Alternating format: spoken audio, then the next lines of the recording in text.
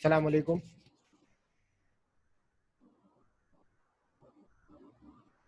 अस्सलाम वालेकुम।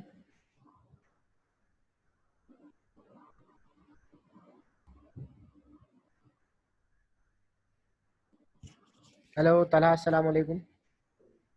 वालेकुम सलाम। कैसे सर? अल्लाह का शुक्र है। तलहा, प्रेजेंटेशन है आज तुम्हारी? नहीं सर, वो आपकी शायद उस्मान से बात होगी, कोई इनका इशू है, इस वजह से वो आज आएंगे नहीं, प्रेजेंटेशन नहीं देंगे। अच्छा, तुम उस्मान के ग्रुप में थे? जी सर। अच्छा।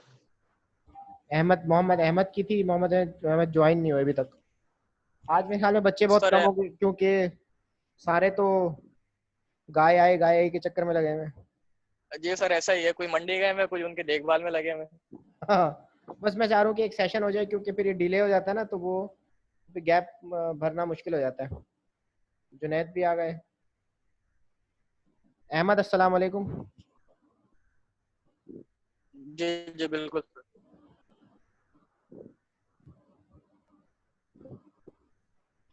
मोहम्मद अहमद।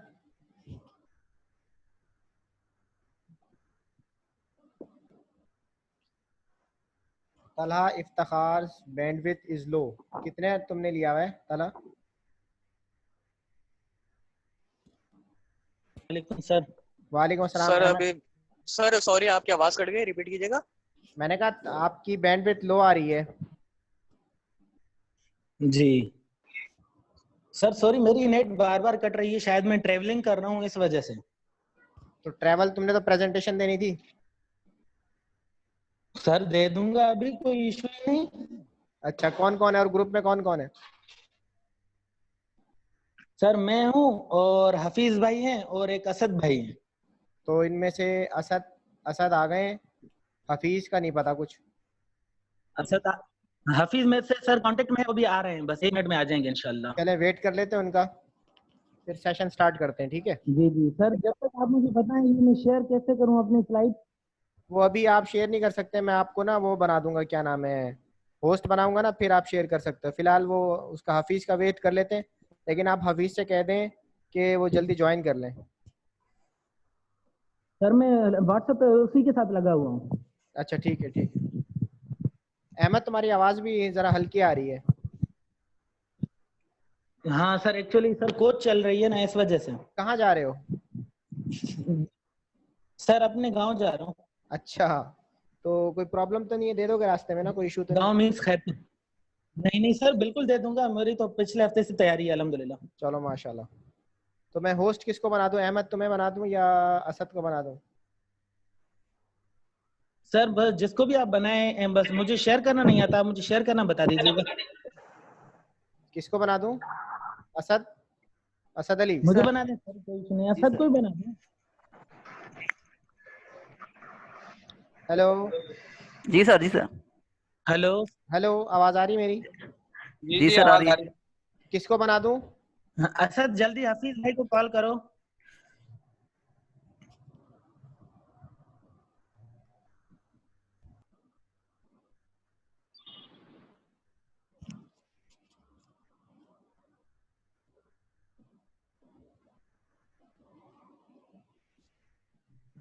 हेलो। हेलो, अस्सलाम वालेकुम।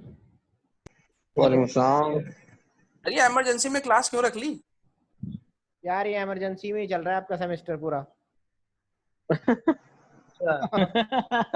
असल में वो बहुत अचानक से ड्यूरेशन आपके ज़्यादा हो जाती ना, तो एक हफ्ते का गैप, फिर नेक्स्ट वीक का गैप ज़्यादा आ जाता, आज क्योंकि टॉपिक क्या कल है सर? आज तो मुझे पता है सारे मंडी गए हुए हैं, मुझे पता है।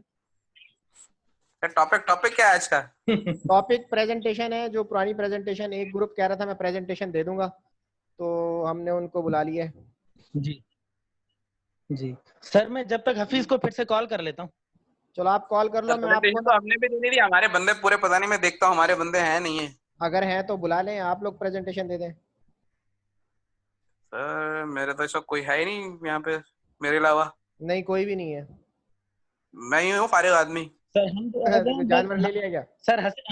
हफीज भाई कह रहे हैं कि मैं आ रहा आज हूँ भर तो लिया, 1 मिनट बस में। ये ऑफिस में बैठा हूँ, मैंने कहा क्लास भी ले लूँ। तो ऑफिस में आज आज क्या छुट्टी नहीं थी? सर क्यों सर, प्राइवेट कंपनी कोई गवर्नमेंट ऑर्गेनाइजेशन थोड़ी है हमारी। हाँ, ये बात भी है। हमें भी कल से छुट्टियां हो रही हैं, आज से थोड़ी हैं ऑफिशियली। ऑफिशियली आज से हाँ कहीं भी छुट्टी नहीं है। हाँ, ऐसा ही है सर। तो बस कल से, कल परसों और जो है संडे तक छुट्टी है। तो उसमें कोई क्लास नहीं रखूंगा मैं, उसमें आप लोग गोश्त खाइएगा। सर वो तो सही है, आपकी बात ठीक है। वो तो वैसे भी बकरीद में तो वैसे ही जो है मसरूफियत ज्यादा होती है इसके मुकाबले में। आशीष भाई आ गए हैं सर, आशीष भाई ये आ गए हैं। अच्छा ठीक है, मैं फिर किसको बना दूं? अहमद। सर सर प्रेजेंटेशन पड़ी है मेरे पास, तो आप मुझे बना दें, मुझे शेयर करना, बता दें कैसे होगी। यार ये तो आपको पता होगा ये कैसे करना है इसको, या ये असद बता दें। असद किस तरह होगी मोबाइल पे? सर वो शेयर का ऑप्शन होता है वहाँ पे, शेयर स्क्रीन का। शेयर स्क्रीन का सर, option- स्क्रीन पे बिल्कुल शेयर का ऑप्शन बना हुआ आ रहा है बीच में। ठीक है, मैं भेज रहा हूँ, मैं आपको बना रहा हूँ। क्या नाम है? मोहम्मद अहमद। सर आपको प्रेजेंटेशन अगर भेजी भी तो आप ही कर दें। नहीं, मुझे नहीं भेजी है ना उन्होंने पता नहीं क्या बनाया वो। नहीं सर, मैंने आपको मेल करी भी है वैसे। अच्छा, मुझे यार मैंने देखी नहीं। अहमद आप जो जी है जी होस्ट हैं, सर। आप इसको जो है ना स्टार्ट कर दें। स्क्रीन हो गई। अच्छा, शेयर में गया, आप थोड़ा हेल्प कीजिएगा सर। या मैं शेयर कर दूं? भाई कोई बता दो, शेयर में गया हूँ, अब किस में जाऊँ? गूगल ड्राइव में? शेयर स्क्रीन में पहले आपको जो आपकी प्रेजेंटेशन थी वो कहाँ रखी हुई है? सर वो तो मेरे डाउनलोड्स में पड़ी हुई है, व्हाट्सएप में भी पड़ी हुई है। तो व्हाट्सएप से उठा लो। अच्छा जी, व्हाट्सएप में है? जी सर व्हाट्सएप में भी है। तो मैं खोल लूं या आप खोल लोगे? सर आप ही खोल लें सर, मुझे नहीं समझ आ रही फिर बात। मुझे होस्ट बना दो दोबारा। अच्छा, अब ये कैसे बनाई जाता है सर? ये उसी के ऊपर आके ब्लू कलर की आपको ना वो नजर आएगी।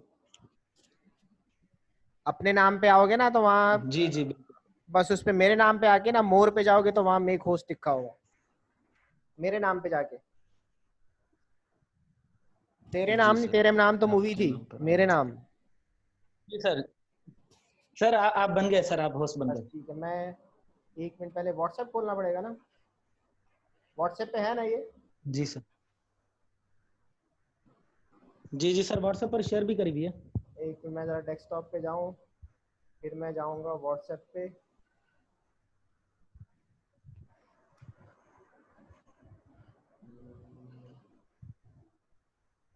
सर मैं फिर से ही शेयर कर देता हूँ, फिर से आ गई। मेरे पास आ गई ना, ग्रुप में है ना? हाँ हाँ सर, ग्रुप में ही भेज दिया। बस खुल रहा है, व्हाट्सएप आ गया, ठीक है।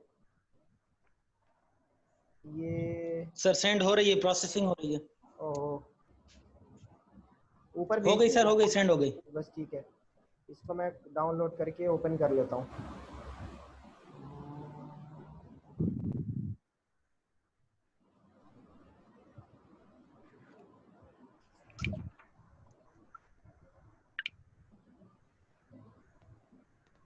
मैं स्क्रीन शेयर कर रहा हूँ। जी सर, आप स्क्रीन शेयर कर लें।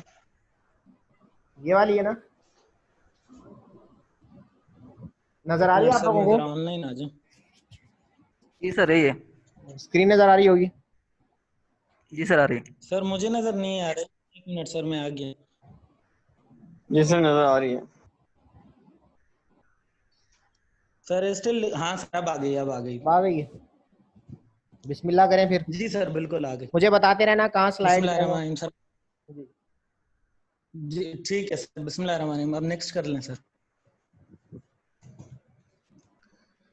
जी अस्सलाम वालेकुम। जैसा कि आप सब लोगों को पता है, हमारे आज प्रेजेंटेशन है और हम ग्रुप के मेंबर्स हैं मोहम्मद अहमद, अब्दुल हफीज और असद अली। आपका ग्रुप और नंबर हमारे क्या था? प्रेजेंटेशन का ग्रुप नंबर क्या था आपका, याद है? ग्रुप जे था सर। सर ग्रुप जे। ग्रुप का नंबर मतलब ग्रुप ग्रुप जे सर, जे के था, तो मुझे यहाँ पे जे ना जे सर जे। ग्रुप नंबर डाल के भेजेंगे आप, जो है मुझे ग्रुप का नेम डाल के भेजेंगे, ठीक है? व्हाट्सएप पे आप मुझे ग्रुप का ठीक है नेम सर, डाल दीजिएगा नोट करके ताकि मुझे भेजेंगे। याद रहे। ठीक है, ओके, ठीक, कंटिन्यू करें। Okay okay. अच्छा, हमारे प्रेजेंटेशन का टॉपिक है HVAC operation and maintenance. Sir next कीजिएगा प्लीज।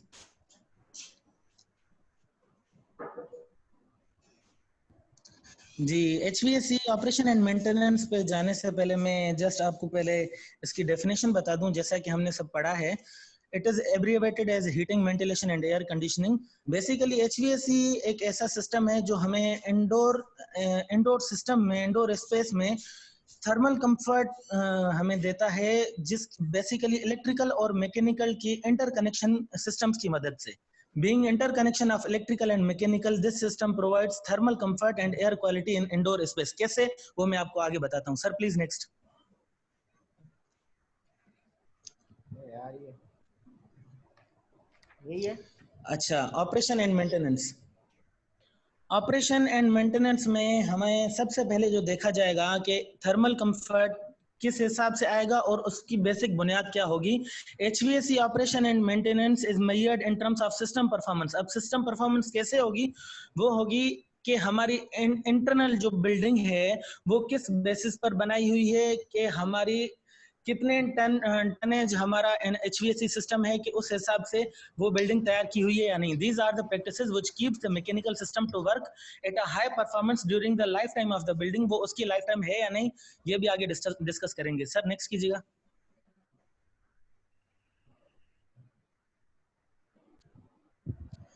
अच्छा, performance measures.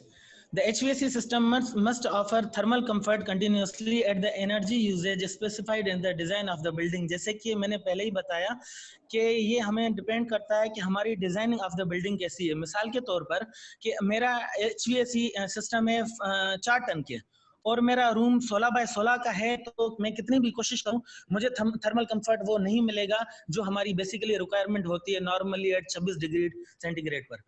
Continuous commissioning is the best operation that improves the energy system energy performance by 20 degree. ये बेसिकली मैं एक नेट पॉइंट उठाई थी कि इस पॉइंट के मुताबिक कह रहा है कि हमें 20 डिग्री पर कंटिन्यूसली कमीशनिंग में हमें थर्मल कंफर्ट देगा. लेकिन जो प्रैक्टिकल ऑब्जर्व किया गया है, मैंने खुद अपने हाथ से भी काम किया है, तो मैंने ये देखा है कि 25 से 26 डिग्री से कम पर हमें नहीं मिलता. खैर आगे चलते हैं. But the main thing is to design of the HVAC system.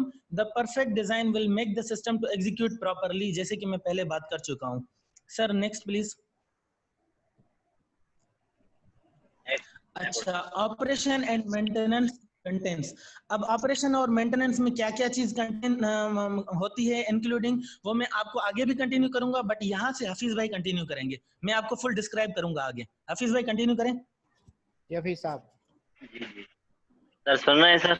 हाँ ना, आवाज आ रही है, बिल्कुल आ रही है. हेलो, आ रही है आवाज सर? जी जी बिल्कुल आ रही है. Operation and maintenance contents sir. और ऑपरेशन और मेंटेनेंस में क्या होता है कि first of all sir outdoor या आउटर की मेंटेनेंस कह लें आप. इंडोर मेंटेनेंस होती है और डक्ट की मेंटेनेंस होती है. प्रेशर स्विचेस हाई और लो होते हैं. उसके बाद सर सबस्ट्रेट की मेंटेनेंस है जो मोस्ट इम्पोर्टेंट है. उसके बाद फिल्टर क्लीनिंग या उसकी चेंजिंग कह लें या मेंटेनेंस कह लें सर. Next sir.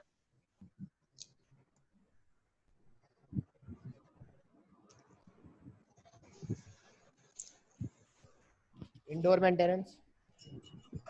जी सर, इंडोर मेंटेनेंस में सर उसके बाद आता है indoor maintenance. Sir indoor maintenance में सर आपका जो पावर शट ऑफ हो जाता है, शट ऑफ पावर वो आ जाता है उसमें सर.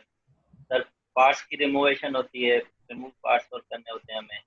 उसके बाद सर पिंस को क्लीन करना होता है. उसके बाद स्ट्रेट एंड डिफेंस पिंस को हमने सीधा करना होता है. उसके बाद सर आता है क्लीन एरिया अराउंड HVAC. जो HVAC का एरिया होता है उसके जो लाजमी है वो क्लीन होना चाहिए. अगर डस्ट होगी. ये फिन्स कौन से होते हैं? हमारे जो फिन्स कौन से होते हैं सर? जैसे फिन्स हमारे सर मैं बताऊं, एसी के अंदर जो होता है.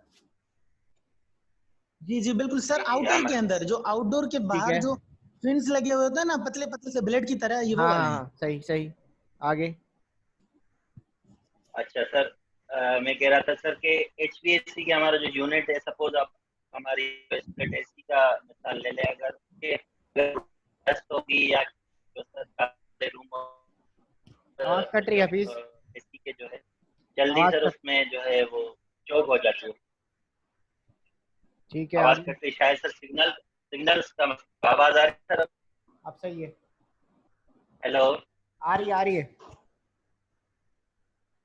हाँ सर यानी कि यूनिट के आसपास वाला एरिया जो है साफ होना चाहिए। ठीक है, जो है एवापोरेटर्स कॉइल जो है वो ड्रेन करना है आपने। और सर जी सर क्लीन जो ड्रेन है वो क्लीन होना चाहिए, और ब्लोअर फिल्टर जो है वो भी जो है टाइम के साथ चेंज होना चाहिए, और पावर आपके पास होना चाहिए सर। Next sir.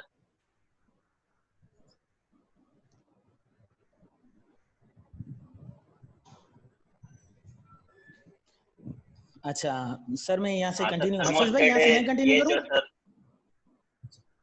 ठीक है आप अहमद कंटिन्यू करें। जी सर एक स्लाइड पीछे जाइएगा प्लीज। एक स्लाइड पीछे जाऊं, ये ले। जी अच्छा, तो मैं ये जरा थोड़ा इसको एलाबोरेट करना चाहूंगा कि हफीज भाई ने जो जबरदस्त डिस्कशन करी कि रीजन ये है हमें इंडोर मेंटेनेंस हो, आउटडोर मेंटेनेंस हो, फिल्टर की मेंटेनेंस हो, क्लीनिंग हो, एवापोरेशन हो, या हम चाहे उसकी वो करें ये नाइट्रोजन गैस डालकर हम उसकी वैक्यूमिंग करते हैं आउटर सिस्टम की, हम इसकी क्यों करते हैं और उसके लिए किन चीजों की जरूरत है वो। अहमद जी सर सुन रहा हूँ।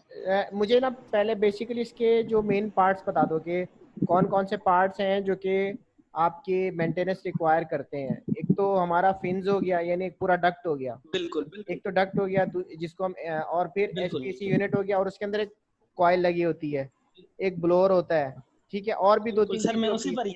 ठीक है आगे। जी जी सर, असल में हमारी maintenance HVAC main required parts होते हैं जिसको हम रिमूव करके बेसिकली डिसमेंटल करके हम उसकी मेंटेनेंस करते हैं। वो क्या क्या होते हैं? एक तो हमारी सबसे पहले इंडोर पर जो फिल्टर्स लगे होते हैं वो फिल्टर्स हम उतार देते हैं। जनरली कहा जाता है फिल्टर क्लीनिंग, जितना फिल्टर चेंजिंग हो उतना ज्यादा अच्छा है। हमारे मैनेजर कहते थे कि फिल्टर क्लीनिंग आप महीने में एक बार कराओ कोई मैनुअल के तो अच्छा है, लेकिन वो हमारे मैनेजर कहते थे हर 15 दिन के बाद फिल्टर चेंजिंग करो। हम घर में भी मिसाल इस तरह दूंगा। घर में भी करते हैं हम। जी सर बिल्कुल, घर में अपने जो स्प्लिट होते हैं उसका आप अच्छा इसकी सर में ठीक है आगे खोलकर। अच्छा, और दूसरे पार्ट्स में क्या होता है, इसकी सर इनर की कॉइल होती है। कॉइल को डिसमेंटल करने के लिए फिर उसको हीट दी जाती है। जिस तरह दो पाइप के यूनियन को हम अलग करें, इस तरह पूरी एयर ये एचवीएसी के सब हेलो निकाला जाता है। ठीक है, आवाज आ रही है सर? आ रही है। अच्छा, उसके बाद उसकी जो ड्रेन की जो प्लेट होती है, जैसे हम एक ट्रे देते हैं किसी को कोई चीज प्रेजेंट करने के लिए, तो नीचे ड्रेन के लिए एक ट्रे होता है, उस ट्रे को बाहर निकाला जाता है, उसकी अलग क्लीनिंग होती है। तीसरी चीज ये, चौथी चीज जो इंडोर में आती है वो होती है डक्ट को बाहर निकाला जाता है प्रॉपर, उसको सर्फ के साथ धोया जाता है। ठीक है, डक्ट का मिसाल मैं ऐसे दूंगा जैसे हम नॉर्मली जो हमारे स्प्लिट लगे होते हैं उसको हम खोलकर वो मिट्टी साफ करते हैं ना सर, इस तरीके की डक्ट की मेंटेनेंस होती है। ये 4 चीजें हो गई इंडोर की। अब हम आ जाते हैं आउटर के पार्ट्स में। आउटर के पार्ट्स में इसके पूरे फिन्स बाहर आते हैं, दोनों तरफ से निकल के उसकी क्लीनिंग होती है। आउटर का पूरा जो हमारा सिस्टम है उसका ये अल्लाह आपको नेकी दे, कंप्रेसर बाहर निकलता है, कंप्रेसर की मेंटेनेंस होती है। कंप्रेसर हमारा रिक्वायर्ड वो एम्पियर्स ले रहा है या नहीं वो चेकिंग होती है। उसके अलावा हमारी जितनी भी पाइपलाइन है वो डिसमेंटल होती हैं। फिर पाइपलाइन की वो लाइफ देखी जाती है नाइट्रोजन गैस से। कैसे कि मिसाल के तौर पर मेरा एक सिस्टम 1 साल तक चला है और मैं इस और मतलब मैनुअल के जरिए मुझे पता है कि अगर मैं इसको 500 psi नाइट्रोजन गैस दूंगा तो मुझे पता चलेगा कि इसकी लाइफ कितनी है। लेकिन अगर मुझे पता है कि मैं 2 साल में अपने सिस्टम को चलाया है तो अहमद नाइट्रोजन गैस क्यों देते हैं? नाइट्रोजन गैस क्यों देते हैं? अच्छा सर मैं वही बता रहा हूँ, नाइट्रोजन गैस इसलिए देते हैं कि उसकी लीकेज का पता चले कि पाइप की एबिलिटी स्ट्रेंथ कितनी है, कहीं उसमें छोटे छोटे पार्टिकल्स तो नहीं है। बिल्कुल इस वजह से देते हैं। वो कितनी देर के लिए देते हैं सर? वो जितना 24 घंटे, हम ऑफिस में तो 24 घंटे देते हैं तो पता चलता है, लेकिन जितनी देर दी जाए उतना अच्छा है। ठीक है, अच्छा, और उसका प्रेशर कितना होता है मैं ये भी बता देता हूँ। नाइट्रोजन गैस का प्रेशर होता है, अगर आपकी पाइप की क्वालिटी न्यू है, जैसे न्यू पाइप है तो आप 500 psi नाइट्रोजन गैस दे सकते हैं। अगर आपकी पाइपिंग ओल्ड है तो आप 350 से ज्यादा नहीं दे सकते। अगर ओल्ड है और आपने 350 से ज्यादा दिया तो ये खतरनाक है और ये बस्ट हो सकती है, ये धमाका मार सकती है। सर ये एक चीज बस सर हाँ बिल्कुल सर पार्ट्स में ये है। अब मैं आगे कंटिन्यू करूं? हाँ बिल्कुल जी अच्छा। उसके बाद होती है एयर ब्लोअर की फिल्टर। ऊपर हमेशा HVAC के ऊपर हमारा नॉर्मली ब्लोअर भी होता है जो कि कंप्रेसर को ठंडा रखने के लिए, कंप्रेसर के टेम्परेचर को मेंटेन करने के लिए उसके ऊपर हवा दी जाती है। ठीक तो है। उसकी अलग से एक छोटी मोटर लगती है और उसका कॉमनली एम्पियर्स भी देखा जाता है कि यार अपने पर्टिकुलर एम्पियर पर चल रही है या नहीं। ये सब होकर उसके बाद जब हम फिर से उसको इम्प्लीमेंट करते हैं, फिर जाके लास्ट में हम पावर ऑन करते हैं। अब पावर ऑन के बाद क्या क्या चीजें देखते हैं वो भी मैं आगे शेयर करता हूँ। सर नेक्स्ट कीजिएगा प्लीज।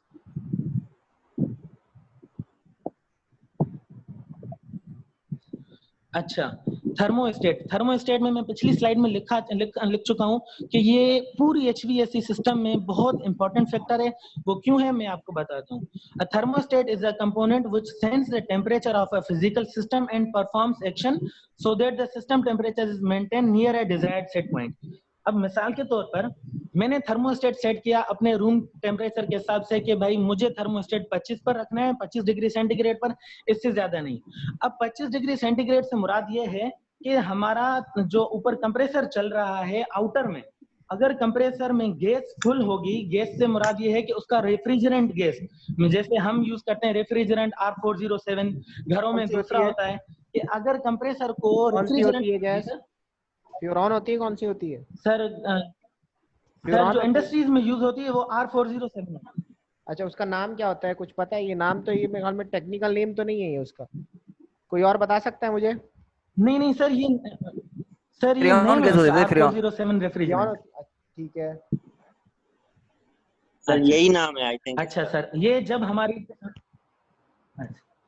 इससे पहले जब कौन ये सी थी? जब इसकी गैस की इससे पहले कौन सी थी अहमद? सर इससे पहले कौन सी इस्तेमाल होती थी? सर इससे पहले R410 थी। सर और इससे कोई? पहले R410 थी 410। और कोई बताएगा? 22 नंबर भी थी सर। सर मैं बता 22 जी R22। इससे सर इससे पहले सबसे पहले थी R22, R22 थी, फिर 407 आई, फिर 410 आई। जो अब चल रही है वो 407 चल रही है, 407। अच्छा, और नॉर्मली हमारे जो फ्रिज और जी एसी के अंदर है वो कौन सी इस्तेमाल होती है हमारे जो सर वो घरों में लगती R22, वो 22 चलती है अभी है? तक। उसका नाम क्या है? जी उसका सर वो नाम उस क्या पर है अभी तक 22 चलती उसमें बेटा? उसका नाम क्या है? सर। जैसे मैं, मेरे ख्याल में फ्योरॉन चल सर रही है। नॉर्मली नाम freon sir, refrigerant freon 22 gas. Freon gas है, और इससे पहले चलती थी CFC। अच्छा तो क्लोरोफ्लोरोकार्बन वो बैन हो गई है क्योंकि उसके एनवायरमेंटल हैजर्ड बहुत ज्यादा थे। ये एनवायरमेंटलिस्ट बता सकते हैं, जो एनवायरमेंटलिस्ट इस वक्त प्रेजेंटेशन सुन रहे हैं। सर ये थोड़ा मैं बता दूं सर, इसमें थोड़ा जी जो जी पहले हफीज। जो बैन हुई थी वो सर उसमें ये था कि वो बहुत कमरे को या आपके एनवायरनमेंट को बहुत ज्यादा कूल कर देती थी, बहुत, और हाँ। बाहर के एनवायरनमेंट से बाहर का एनवायरनमेंट गर्म होता था तो उसमें यानी नुकसान होता था बॉडी के लिए। तो ठीक अभी है। जो 410 और 407 चल रही है वो सर वो इतनी वो यानी आपके जो है बॉडी के हिसाब से और जी बाहर सही के है, टेम्परेचर के हिसाब से ये सही है, सही है वो सर। सही है। ठीक है, ठीक है, ये आगे आगे चले अहमद। ठीक। अच्छा जी सर, मैं थर्मोस्टेट को जरा थोड़ा और एलोबोरेट करूं। अगर मिसाल के तौर पर मेरी कंप्रेसर में गैस कम हो जाएगी किसी भी लीकेज की वजह से या किसी भी टेक्निकल फॉल्ट की वजह से, तो मेरा थर्मोस्टेट काम नहीं करेगा, चाहे मैं उसको 25 पे सेट करूं, 27 पे सेट करूं या चाहे 20 पर सेट वो करूं, जीरो हो हमारा जाएगा, बार बिल्कुल बार कंप्रेसर ट्रिप मारता रहेगा। सही सही। सर नेक्स्ट करें प्लीज। थर्मोस्टेट का फंक्शन क्या होता है? थर्मोस्टेट सर का बेसिकली थर्मोस्टेट का फंक्शन होता है कि थर्मल कंफर्ट को सेंसिंग करना। कोई और बताएगा? ये सारे है ना, क्या नाम है, इतने सारे पार्टिसिपेंट्स हैं। सर असद, ये असद, असद टेम्परेचर कंट्रोल करता है, टेम्परेचर को कंट्रोल करता है ऐसा डिवाइस। कैसे? उसकी वो जो प्री डिटरमाइंड वैल्यू होती है उसको सेंस करता है, उसके कम तो नहीं है या ज़्यादा तो नहीं है, वो उस मुताबिक उसकी जीशान वैल्यू साहब। देता है हमें। सर सेंस करेगा, सेंसिंग के बाद अगर जो डिटरमाइंड वैल्यू है उससे अगर वो डेविएट करता है तो फिर उसी रिस्पेक्ट से वो कूलिंग को इंक्रीज और डिक्रीज करेगा। ठीक है, होता ये है कि अभी हमारा जो, मैं अपने घर की बात बताऊं, थर्मोस्टेट का फंक्शन, ये थर्मोस्टेट जो आपके एसीज के अंदर भी इस्तेमाल होता है, एयर कंडीशनर के अंदर भी इस्तेमाल होता है। बेसिकली ये स्टेट का मतलब होता है रोकना, स्टैटिक, स्टैटिक। ठीक है, एक डायनेमिक होता है, स्टैटिक होता है, मतलब वो चीज़ जो कि रुकी हुई है, डायनेमिक्स मतलब उसकी मुहर्रिकात, जी, जी। ये है आपका टेम्परेचर का रुकना। अब फ्रिज के अंदर थर्मोस्टेट लगा होता है जी। हमारे, इसमें क्या होता है, कॉइल होती है और वो कॉइल जो है वो कनेक्ट करती है, यानी वो जब तक बिल्कुल बिल्कुल। कनेक्ट रहेगी जब तक कि आपके रूम का टेम्परेचर डिजायर्ड टेम्परेचर तक नहीं पहुंचेगा। यानी आपका रूम का टेम्परेचर 26 पहुंच गया तो वो जो थर्मोस्टेट की कॉइल होती है, जी वायर जी। होती है, वो उससे हट जाती है। तो इसका काम basically, therm means temperature, stat means रोकना। तो टेम्परेचर को मेंटेन करना एट अ रोकना पर्टिकुलर बिल्कुल। टेम्परेचर, ये थर्मोस्टेट कहलाता है। हमारे घरों के, जैसे मेरा जो फ्रिज जो है वो खराब हुआ हुआ है, उसका थर्मोस्टेट खराब कैसे हुआ है कि उसका जो डोर है वो लटक गया है, बच्चे लटक लटक के ना, उसका जो पिन था वो जो बैलेंस आउट हो गया। अब उसमें मुस्तकिल ठीक। थर्मोस्टेट चल रहा होता है, मुस्तकिल कंटिन्यूसली, क्योंकि उसके अंदर स्टैटिस्टिक नहीं है कोई, मतलब वो कंटिन्यूसली वो क्या कहते हैं उसको, कूलिंग प्रोड्यूस कर रहा है, क्योंकि वो जी। दरवाजा लटका हुआ है, बाहर की गर्मी अंदर जाती है, तो वो जो अंदर का टेम्परेचर यानी सर इसका इसका एक और सर इसका एक हल बताऊं, हो सकता है कि वो मसला हो। बता दो यार। जो घरों में थर्मोस्टेट होता है, जी सर, जो घरों में थर्मोस्टेट होता है वो सिंगल फेज होता है, जो हाँ, इंडस्ट्रीज में होता है वो 3 फेज होता है। वो तो बड़ा होगा। ठीक है सर, जो घरों में होता है उसमें उसमें 2 तारें होती हैं, हो सकता है बच्चों की टचिंग की वजह से एक तार कहीं से लूज हो गई है, फिर तार वो लूज सेंस नहीं नहीं हुई, करेगा, वो फिर आपको दरवाजा जो है कंटिन्यूअसली ना, कूलिंग देगा। वो दरवाजा जो है ना उस पे लटके, वो तो वो पीछे से उसका जो क्लिप था वो टूट गया, अब दरवाजा लटक जाता है। तो उससे क्या होता है, वो अंदर से सही सर। बल्ब जो है मुस्तकिल जल रहा है, और ऊपर का जो फ्रीजर है वो उसमें मुस्तकिल बर्फ जमी हुई होती है। उसकी रीजन ये है कि कंटिन्यूअसली जो है वो कंप्रेसर काम कर रहा है, क्योंकि वो डिजायर्ड काम टेम्परेचर कर नहीं रहा पहुंच। है। हाँ ठीक है, आगे चलें, आगे चलें। ओके सर, नेक्स्ट करें।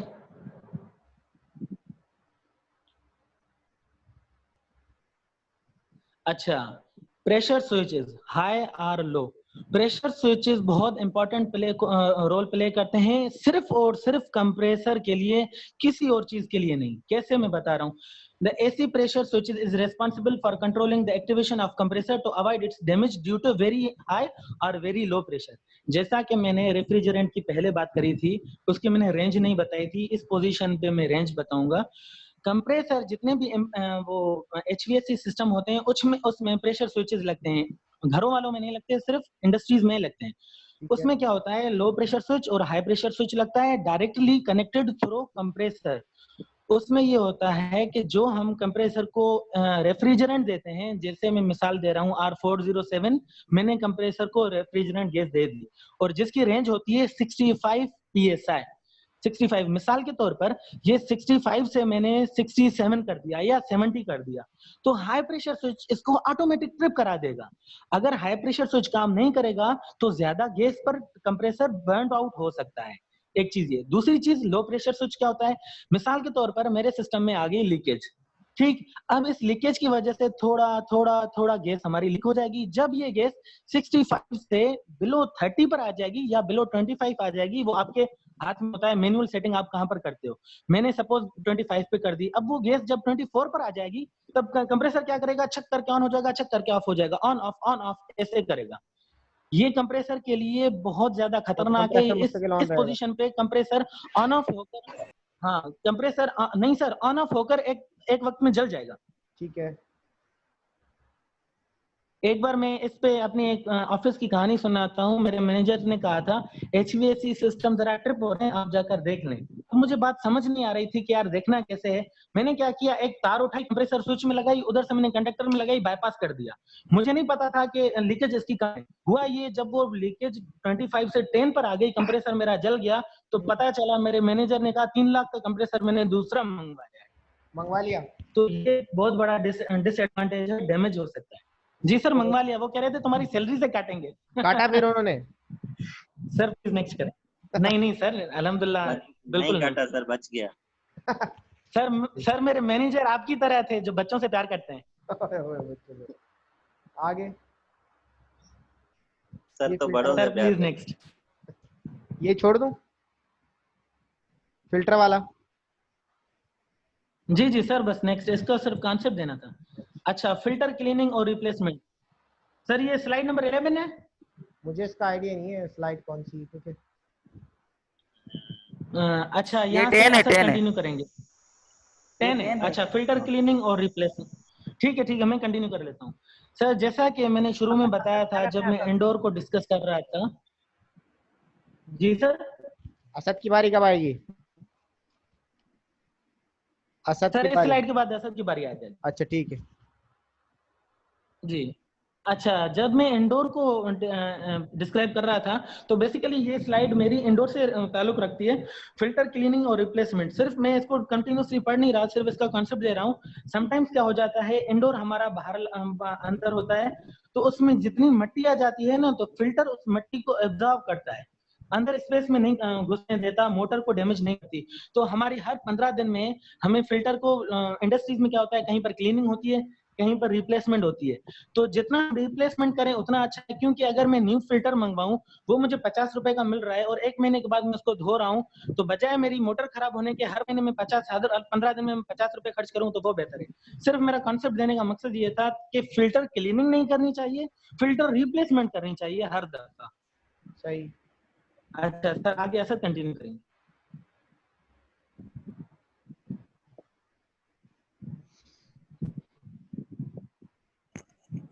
ठीक असद है प्लीज सर। कंटिन्यू। असद है नहीं है? आवाज आ रही है सर? आ रही है। जी सर। Back sir. हेलो। आप बोलो असद। जी सर। Maintenance schedules. अच्छा, मेंटेनेंस स्केड्यूल्स बहुत ही इम्पोर्टेंट हमारे टॉपिक है। और मीन्स हमारा जो एचवीसी सिस्टम है उसकी प्रॉपर फंक्शनिंग को इंश्योर करने के लिए हमें मेंटेनेंस के स्केड्यूल देने पड़ते हैं। मीन्स आप मंथली या क्वार्टरली आप उसको चेक करेंगे, इंस्पेक्ट करेंगे और उनमें जो उनकी कमीशनिंग करेंगे। अगर कोई पार्ट या कोई ऐसी सिस्टम खराब है या उनकी मेंटेनेंस रिक्वायर्ड है तो उसको आप रिप्लेस कर सकते हैं या उसकी मेंटेनेंस कर सकते हैं, ताकि हम इंश्योर कर सकें कि उसकी वर्किंग सही हो रही है। नेक्स्ट करें सर। अच्छा, डक्ट फिलर है या डक्ट फिल्टर है? O&M schedules for duct filler या डक्ट फिल्टर है? सर फिल्टर है ये सर, फिल्टर फिल्टर। है बेसिकली। फिल्टर है ना? फिल्टर है फिल्टर है सर, सर टी इसका। रेज। फिलर तो कुछ भी नहीं होता, फिलर तो भर भर थोड़ी है। नहीं नहीं नहीं ठीक नहीं है। ये सर, फिल्टर डक्ट है सर, फिल्टर है फिल्टर। बेसिकली। सर मैंने एक एक लफ्ज अपने हाथ से लिखा है सर। ठीक है ठीक है। Flexibility and occupant behaviour. Behaviour. अच्छा, फ्लेक्सिबिलिटी और ऑक्यूपेंट बिहेवियर का मतलब ये है कि जो आपका सिस्टम है वो हर तरह के यूजर के लिए फ्लेक्सिबल होना चाहिए। ऐसा ना हो कि एक के लिए तो ठीक है लेकिन दूसरा है तो वो अपना डेस्क फैन या हीटर अपना साथ ले आए। तो मीन्स ठीक है। जिस तरह आपकी चेंजेस होती है ऑक्यूपेंट्स में, एफिशिएंसी खराब हो तो जाती है आप उसकी। हाँ।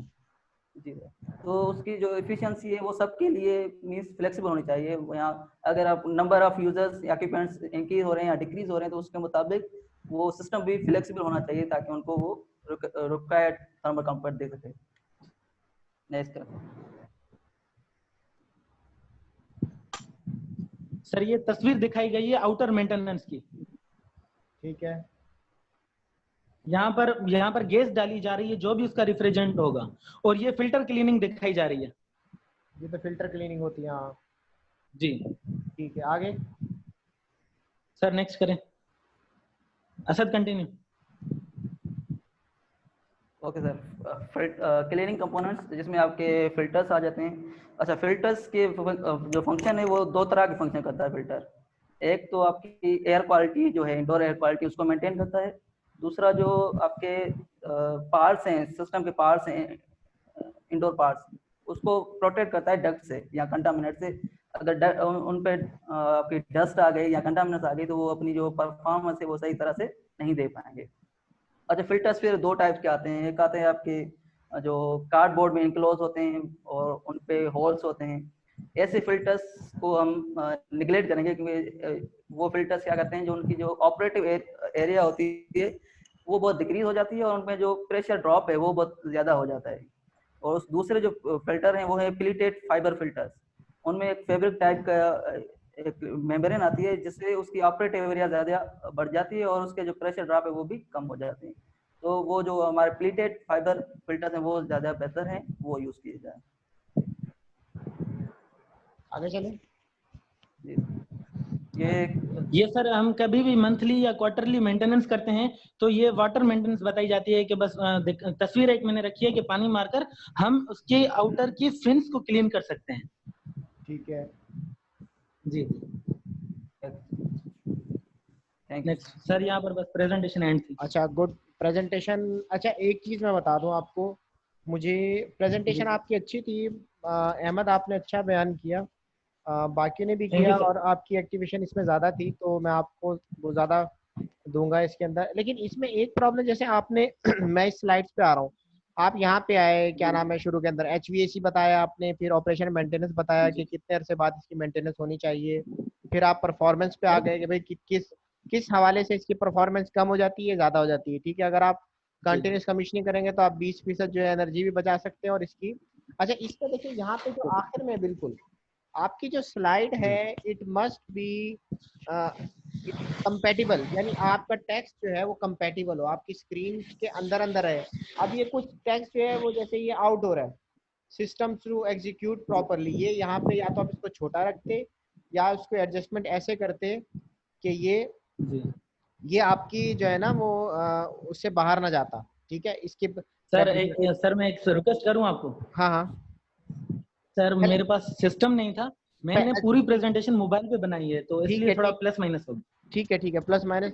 अच्छा, दूसरी बात है कि मेरे जैसे बंदे जो कि बिल्कुल जो है, क्या नाम है, एक अगर वो कोई लेमैन है, सपोज कोई लेमैन है, अब उस जब आप ना ऑपरेशन एंड मेंटेनेंस कंटेन, तो ये सारी बातें आ गई इसके अंदर। तो इसके अंदर 1 बाय 1 जैसे आउटडोर मेंटेनेंस है तो यहाँ पे उसकी एक डायग्राम होनी चाहिए थी, इंडोर मेंटेनेंस है तो उसकी डायग्राम, डक्ट मेंटेनेंस है तो डक्ट की डायग्राम, सर मैंने दोनों की डायग्राम दी तो है आगे। नहीं अहमद, देखो बात सुनो, यहाँ पे अगर होती तो वो ज्यादा बेहतर था। थर्मोस्टेट है तो ज्यादा थर्मोस्टेट बेहतर है, क्लीनिंग है, ठीक है। इसी तरह ये सारे आपने जो है ना, ब्लोअर हो गए, कॉइल हो गई, और ये फिन्स, ये हमने नहीं देखे हुए, प्रैक्टिकली आपने देखे हुए।